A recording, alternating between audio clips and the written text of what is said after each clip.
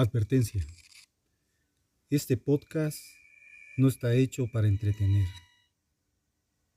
Aquí no vas a encontrar monstruos caricaturescos, ni historias cómodas para consumir y olvidar.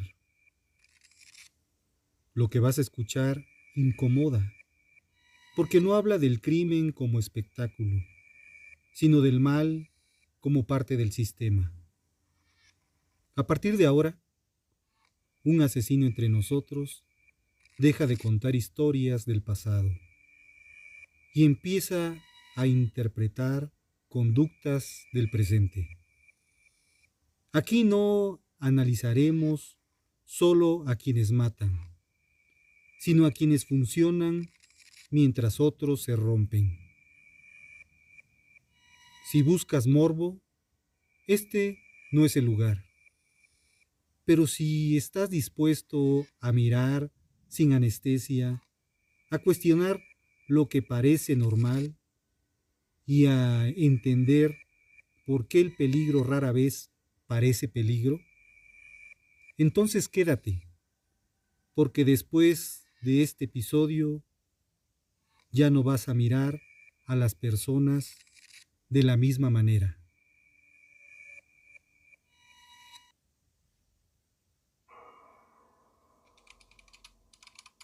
El mal funcional.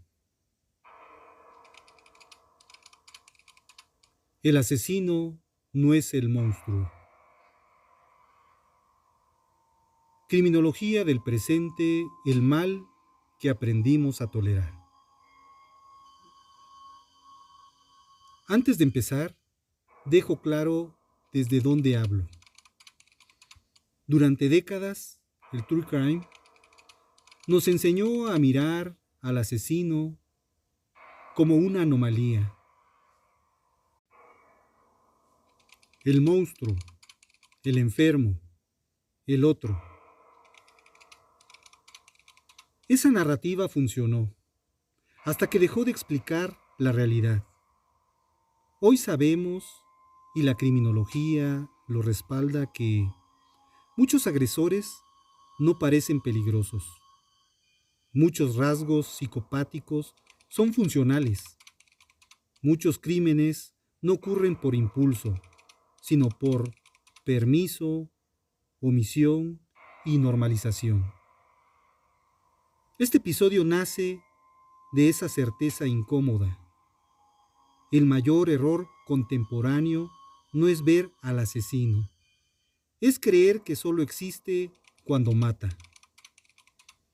Este episodio no busca contar un crimen, busca redefinir cómo entendemos el mal humano el día de hoy.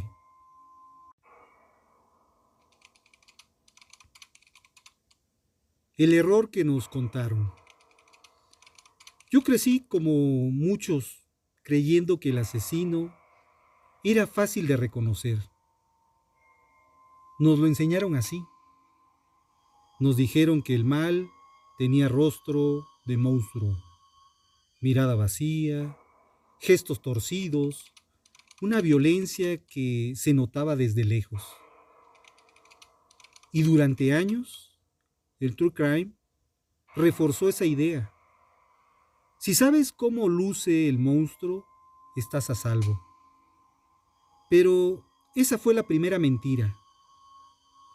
Con el tiempo, con los casos, con la criminología, con los expedientes, entendí algo que nunca se dice en voz alta. El asesino más peligroso no es el que parece asesino, es el que no lo parece. Porque cuando el mal aprende a adaptarse, cuando se vuelve funcional, cuando encaja en el sistema, deja de alertarnos.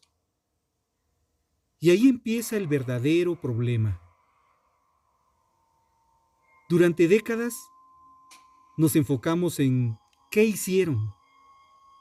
Pocas veces nos preguntamos por qué pudieron hacerlo. La criminología moderna, desde Hare hasta Velasco Cruz, es clara. Los rasgos psicopáticos no siempre destruyen al portador. A veces lo impulsan.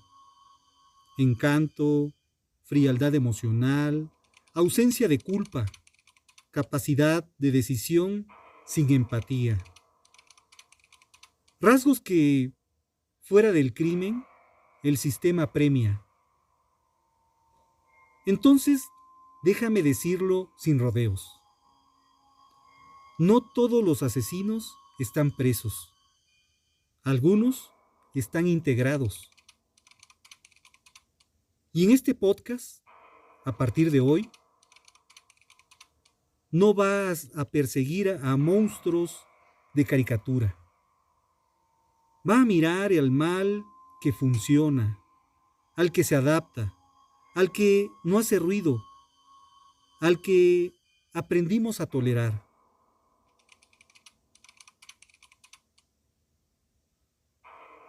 Porque si seguimos buscando al monstruo equivocado, el verdadero seguirá caminando entre nosotros.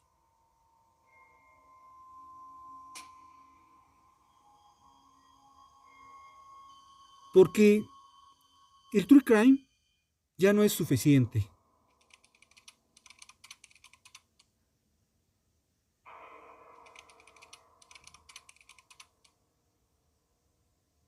Durante años, el true crime nos enseñó a mirar hacia atrás, a reconstruir escenas, a memorizar nombres, a repetir fechas. Y no está mal, eso fue necesario. Pero hoy ya no alcanza. Porque el problema no es que no sepamos qué pasó. El problema es que seguimos sin entender por qué sigue pasando. El true crime clásico se volvió cómodo. Nos da distancia, nos permite pensar. Eso fue allá, con otros, en otro tiempo. Y esa distancia es peligrosa. Porque mientras seguimos obsesionados con el asesino famoso, con el caso espectacular, con el expediente cerrado, el mal aprendió a cambiar de forma. La criminología contemporánea lo ha dicho con claridad, aunque no siempre se escuche. El asesino serial no desapareció, evolucionó. Ya no necesita cuchillos, ya no necesita sangre, ya no necesita escenas grotescas. A veces solo necesita un cargo, un rol, un silencio, un sistema que permite resultados y castigue la empatía. Y ahí el true crime tradicional se queda corto, porque contar crímenes no es lo mismo que entender el crimen. Aquí viene el quiebre. Cuando reducimos el mal a una historia extrema, cuando lo convertimos en espectáculo, hacemos algo muy peligroso. Lo alejamos de nosotros. Y el mal contemporáneo no vive lejos, vive integrado en el trabajo, en la pareja, en la familia, en la institución. No siempre mata, pero destruye.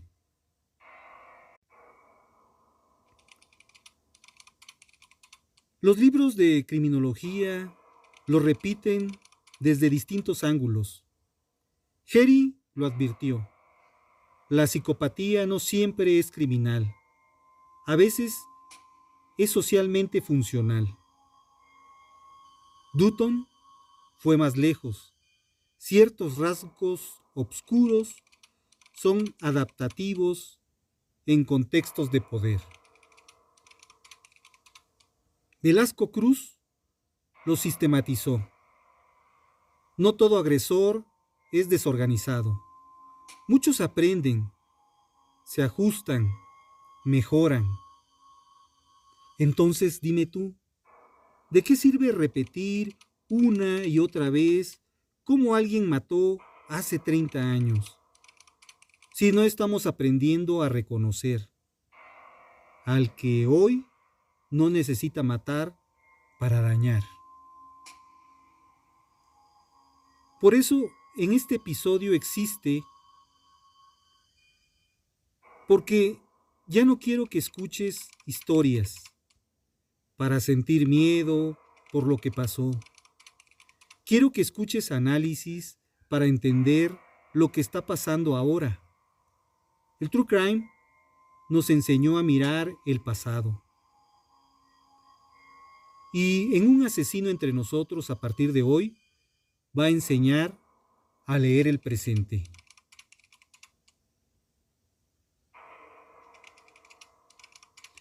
Y eso implica incomodarte, cambiarte el enfoque, quitarte la distancia.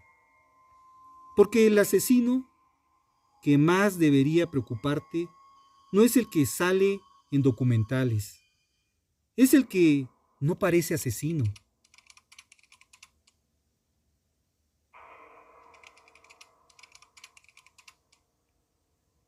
El mal funcional cuando el sistema premia el daño.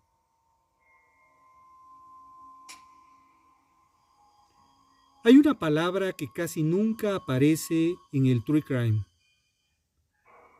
No es atractiva, no vende morbo, pero explica más que cualquier escena sangrienta.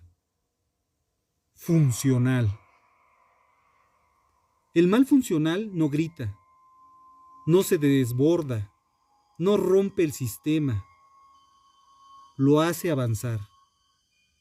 Y eso lo vuelve peligroso. Durante años nos enseñaron a pensar que el asesino es disfuncional, alguien que pierde el control, que se equivoca, que deja rastros. Pero la criminología, la seria, la incómoda, dice otra cosa. Muchos agresores no fallan, aprenden, ajustan su conducta, corrigen errores, se adaptan al entorno. Eso no es locura, eso es aprendizaje instrumental. Aquí es donde entra el concepto que va a atravesar todo lo que viene. Mal funcional. Conductas dañinas que operan con éxito dentro del sistema, sin romper normas visibles, sin generar alarmas inmediatas y muchas veces con recompensa social. No es un monstruo, es un perfil. Pensemos en los rasgos: encanto superficial, frialdad emocional, ausencia de culpa, capacidad de decisión sin empatía. Durante décadas esos rasgos fueron descritos como peligrosos. Hoy, en muchos contextos, son ventajas competitivas. El sistema no pregunta: ¿eres empático? Pregunta: ¿funcionas? Y aquí ocurre algo que casi nadie quiere aceptar. Hay contextos donde no sentir culpa es una fortaleza. Empresas, instituciones, estructuras de poder. No porque sean malignas en sí mismas, sino porque priorizan resultados sobre personas. Ahí, el mal no solo tolera, se optimiza. Esto no es una opinión, es una observación criminológica respaldada. Harry lo dijo sin rodeos. La psicopatía existe en un espectro. Dutton lo desarrolló. Hay psicopatía adaptativa. Velasco Cruz lo encuadró metodológicamente.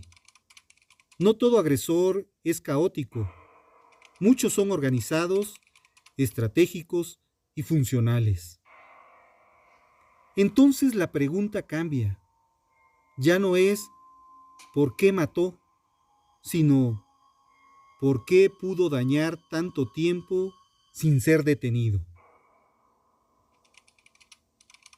Porque el mal funcional no levanta sospechas, entrega resultados, cumple objetivos, se integra y mientras siga funcionando, el sistema mira hacia otro lado.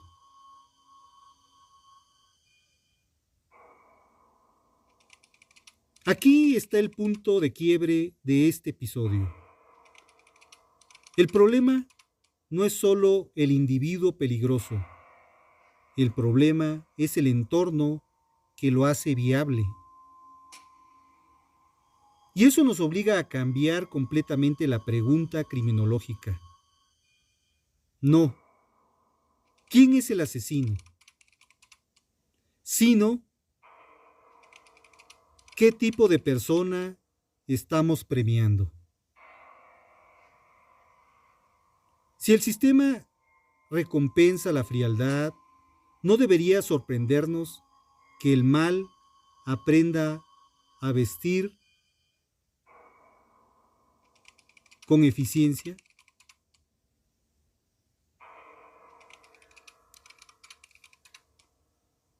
Psicopatía integrada. El agresor que no parece agresor. Cuando decimos la palabra psicópata, la mente suele irse al extremo. Violencia, impulsividad, crueldad evidente. Pero esa imagen, aunque existe, es incompleta. Porque hay una forma de psicopatía que casi nunca reconocemos. La que se integra. No rompe normas, no pierde el control, no deja rastros visibles. Funciona. La psicopatía integrada no se caracteriza por el estallido, sino por la ausencia.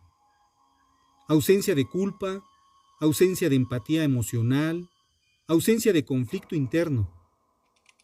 Y eso, en ciertos contextos, es una ventaja enorme. Estas personas no se preguntan, ¿esto está bien?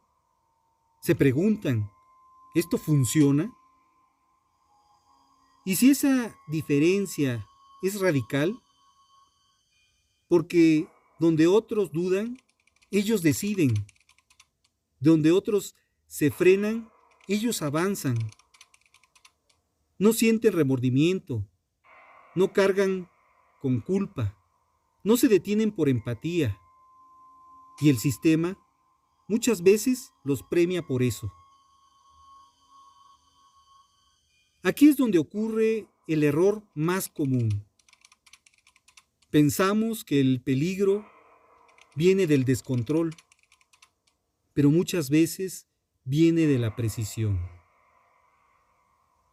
La psicopatía integrada no necesita violencia explícita, necesita posición, un rol, un cargo, un espacio de decidir sin ser cuestionado. Y ahí el daño no es inmediato, pero es progresivo. Este tipo de perfil no llega gritando, llega convenciendo, no amenaza, seduce, no impone, manipula. Y mientras produce resultados, nadie pregunta por el costo humano. Aquí viene lo incómodo. Si estás escuchando esto con atención, probablemente ya pasaste a una segunda etapa. Probablemente ya pensaste en alguien. Ya pensaste en un jefe. Ya pensaste en una pareja. Ya pensaste en un colega. Ya pensaste en una figura de autoridad. Alguien que no parecía peligroso, pero dejaba una estela de daño. Eso no es casualidad. Eso es psicopatía integrada. Y aquí es donde este episodio deja de hablar de ellos y empieza a hablar de nosotros. Porque si no sabemos reconocer este perfil, si seguimos esperando al monstruo evidente, el agresor funcional siempre llegará primero. La criminología no sirve como solo para entender crímenes pesados, crímenes extensos, crímenes del pasado. Sirve para leer conductas presentes. Si no actualizamos esta lectura, seguiremos confundiendo eficiencia con ética y funcionalidad con humanidad.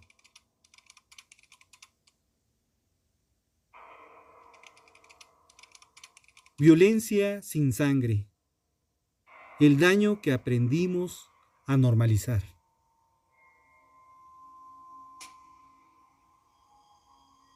Cuando pensamos en violencia, casi siempre pensamos en sangre.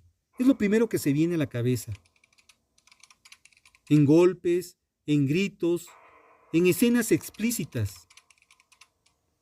Pero esa es solo la violencia que sabemos reconocer, la más común el día de hoy. Pero ahora es otra. Hay una forma de daño que no deja cadáveres, pero deja personas rotas. No aparecen en expedientes penales, no siempre llegan a tribunales, no suele llamarse crimen. Y sin embargo, destruyen.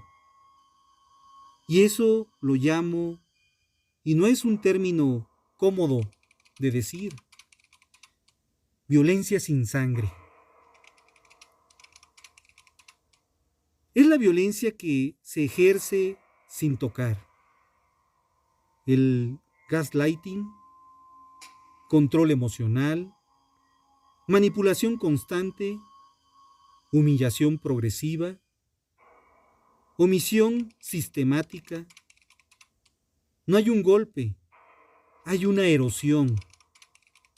Y lo más grave es que esta violencia no suele generar alarma social, porque es silenciosa y porque se normaliza rápido. Aquí entra uno de los mecanismos más peligrosos del mal funcional. Si no hay sangre, no hay urgencia. Y eso es falso. La violencia sin sangre no aparece de golpe, se instala poco a poco. Primero aparece carácter, luego estilo, después costumbre, hasta que un día la persona que la sufre ya no recuerda cuándo empezó a desaparecer. Desde la criminología sabemos algo clave. El daño psicológico sostenido puede ser tan devastador como la violencia física. Pero como no se ve, como no hace ruido, como no interrumpe la productividad, el sistema la tolera. Aquí hay una verdad incómoda. Muchas formas de violencia se sostienen porque no afectan el funcionamiento externo. La empresa sigue produciendo, la familia sigue unida, la institución sigue operando. El costo humano, secundario.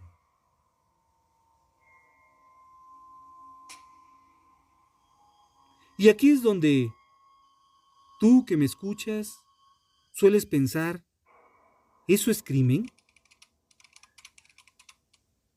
Pero la criminología moderna no se queda en la tipificación penal, analiza dinámicas de daño. Y cuando una conducta anula, somete, controla, destruye identidad, aunque no deje marcas visibles, estamos frente a violencia real. La violencia sin sangre es el terreno perfecto para el mal funcional, porque permite dañar sin ser señalado, permite controlar sin parecer agresor, permite destruir sin manchar las manos. Y aquí viene la pregunta más difícil de contestar, que casi nadie formula. ¿Cuántas personas están siendo dañadas hoy sin que nadie lo considere grave? Porque no es para tanto. Ese no es para tanto es el mejor aliado del mal. Este episodio no busca criminalizar todo, busca afinar la mirada. Porque cuando aprendemos a detectar la violencia silenciosa, dejamos de minimizar el daño solo porque no sangra.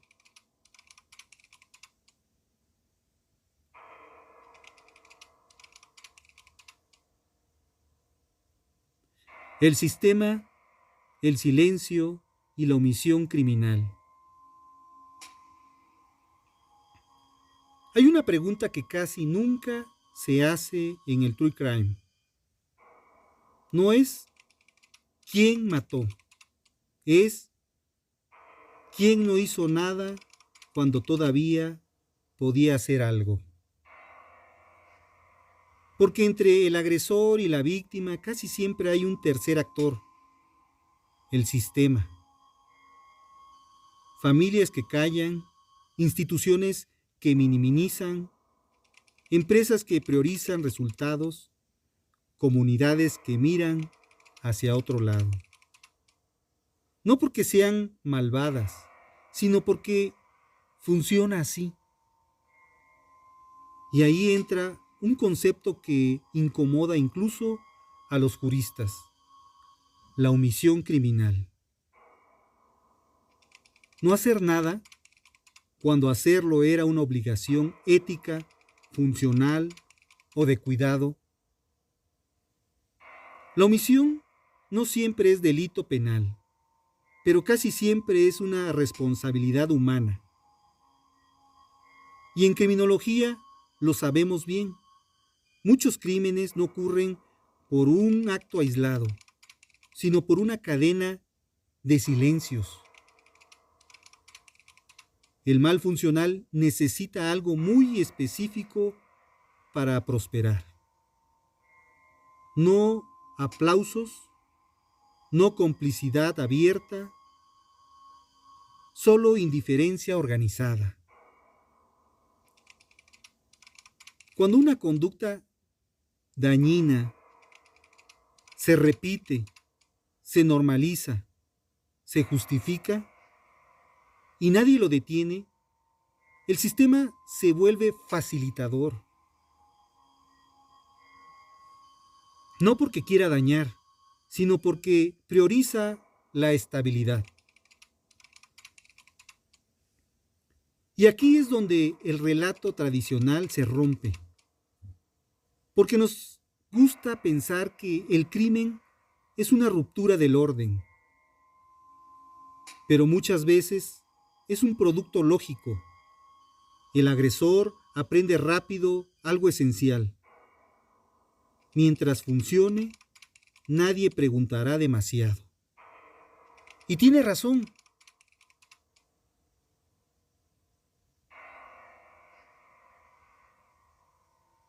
El sistema no necesita ser corrupto para ser peligroso.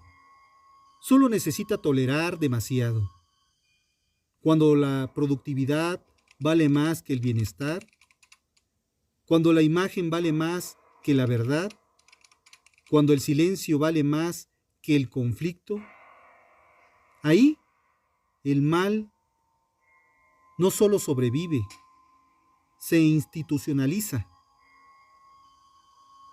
Y aquí viene la parte más incómoda para ti que me estás escuchando. La mayoría de nosotros no somos agresores, pero muchos hemos sido espectadores funcionales. Personas que vieron señales, que escucharon rumores, que notaron algo extraño y eligieron callar.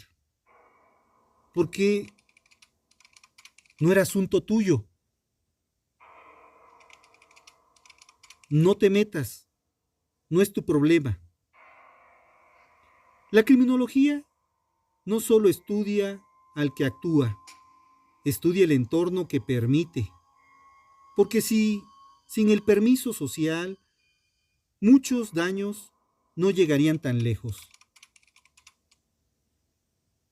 Este episodio no busca culpar, busca responsabilizar la mirada. Porque cuando entendemos el papel del sistema, dejamos de pensar el crimen como un accidente y empezamos a verlo como una consecuencia.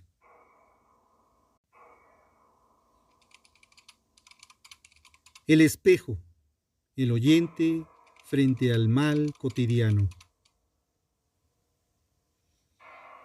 Hasta aquí he hablado de perfiles, de sistemas, de conceptos. Ahora quiero hacer algo distinto. Quiero que, por un momento, dejes de pensar en ellos y empieces a pensar en ti. Porque el mayor error cuando hablamos de mal es creer que siempre viene de fuera, que siempre es otro, que siempre es ajeno, que siempre es evidente. Y no, el mal más peligroso no entra rompiendo puertas, entra siendo tolerado. La criminología, cuando es honesta, no solo estudia asesinos, estudia decisiones pequeñas, silencios repetidos, justificaciones cotidianas. Estudia el momento exacto en que alguien piensa, no es tan grave, no es mi problema, seguro están exagerando. Y continúan con su vida. Aquí no estoy acusando, estoy señalando algo humano. Todos hemos estado ahí, todos hemos pasado por ahí, hemos visto conductas incómodas y las hemos explicado mejor de lo que merecían. Hemos normalizado rasgos porque eran funcionales. Hemos confundido eficiencia con ética.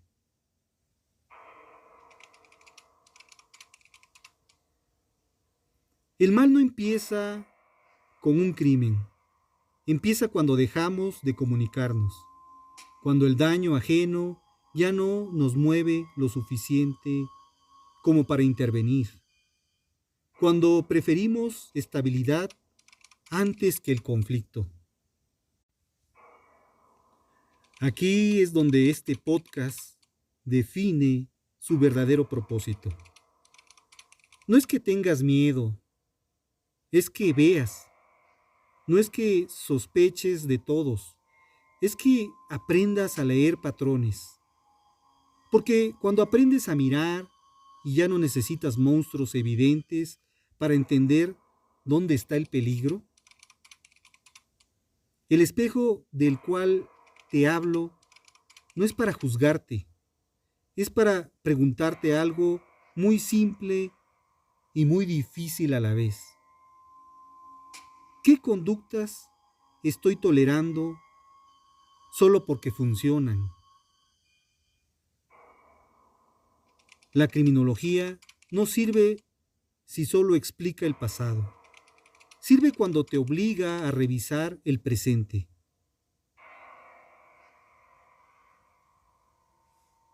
Y este episodio existe para dejar algo claro. El mal no siempre se impone. A veces se instala con nuestro consentimiento pasivo.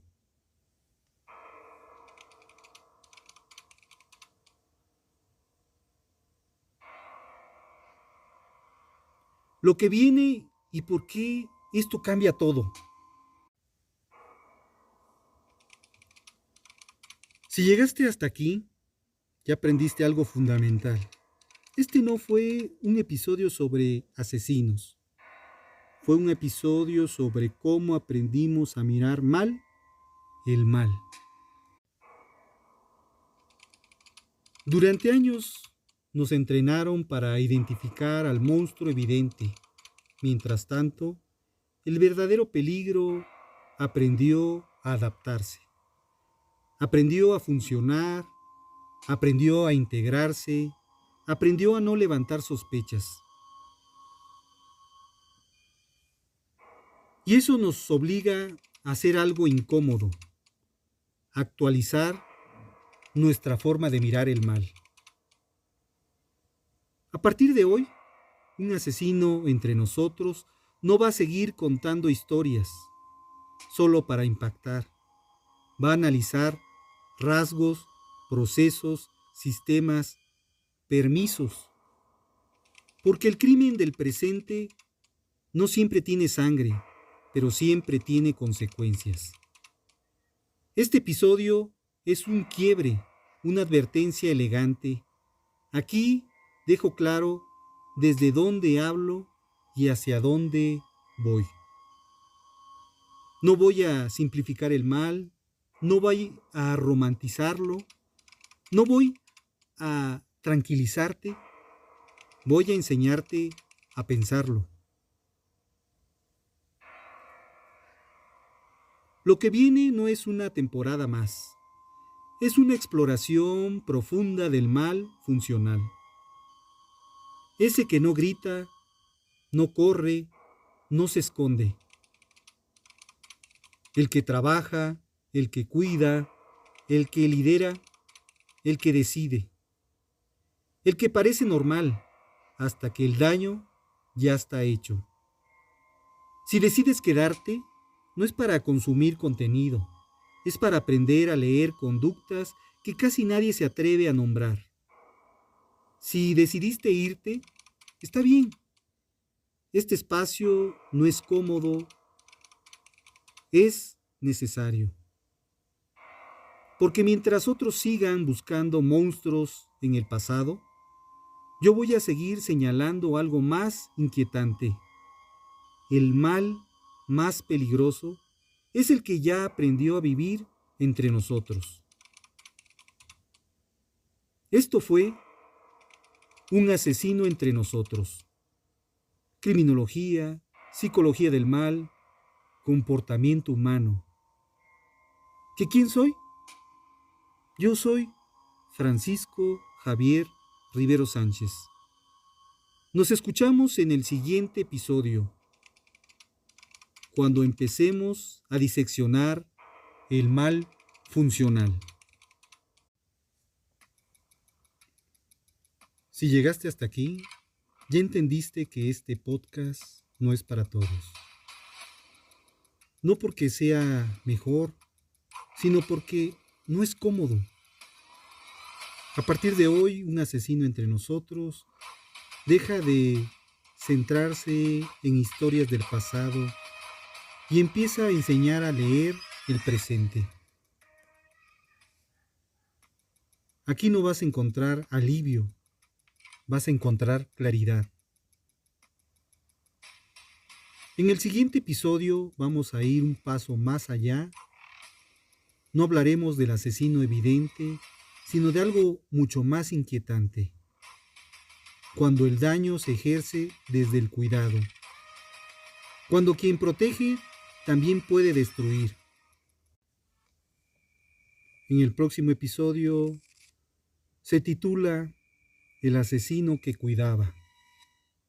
Un análisis profundo sobre cómo el rol de protección, el cuidado y la confianza pueden convertirse en la coartada perfecta del mal funcional.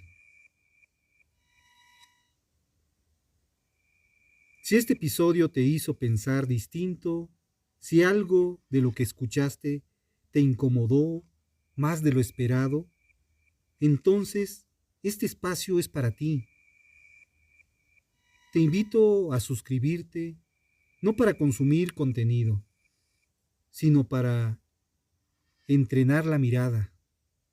Porque cuando aprendes a detectar patrones, el peligro deja de sorprenderte. Esto fue un asesino entre nosotros. Criminología, psicología del mal, comportamiento humano. Yo soy Francisco Javier Rivero Sánchez. Y aquí no buscamos monstruos, buscamos entender por qué el mal aprende a funcionar.